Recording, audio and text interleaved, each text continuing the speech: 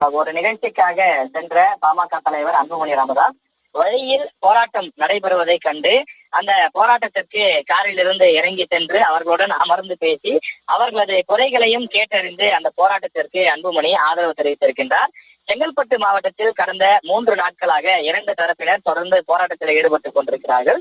குறிப்பாக அந்த மாவட்ட ஆட்சியர் அலுவலகத்திற்கு அருகிலேயே கிராம உதவியாளர்களும் அதே போல அங்கன்வாடி மற்றும் சத்துணவு பணியாளர்களும் தங்களது பல கோரிக்கைகளை வலியுறுத்தி அவர்கள் போராட்டத்தில் ஈடுபட்டுக் கொண்டிருக்கிறார்கள்.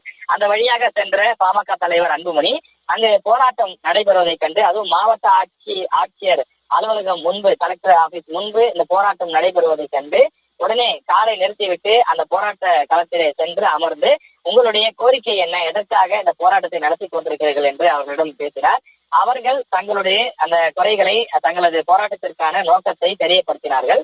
உங்களது போராட்டம் என்பது, உங்களது கோரிக்கை என்பது நியாயமான கோரிக்கை தான். நிச்சயம் அதனை அரசு செய்து கொடுக்க வேண்டும்.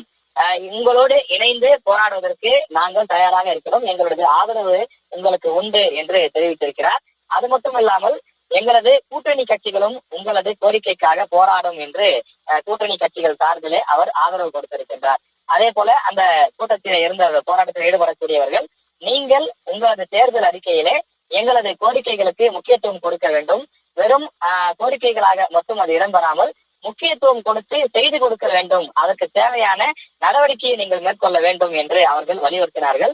அவர்கள் கொடுத்த கோரிக்கை மனுவையும் வாங்கிக் கொண்டு, நிச்சயமாக உங்களது பிரச்சனைக்காக நான் குரல் கொடுப்பேன் என்று அன்புமணி வாக்குறுதி கொடுத்திருக்கின்றார். தொடர்ந்து 3 நாட்களாக மாவட்ட ஆட்சியர் அலுவலகம் முன்பு அவர்கள் போராட்டம் நடத்தி வந்த நிலையில திடீரென்று அன்புமணி தங்களது போராட்டத்திற்கு வருகை தந்தது தங்களுக்கு இன்ப அதிர்ச்சியாக இருந்ததாகவும், அவர் மக்களோடு அமர்ந்து தங்களது கோரிக்கைகளை கேட்டது தங்களுக்கு ஒரு மகிழ்வாக இருந்ததாகவும், தங்களது போராட்டத்திற்கும் தங்களது கோரிக்கைக்கும் இது சற்று ஊக்கம் அளிப்பதாக அமைந்திருப்பதாக தெரிவித்திருக்கின்றனர்.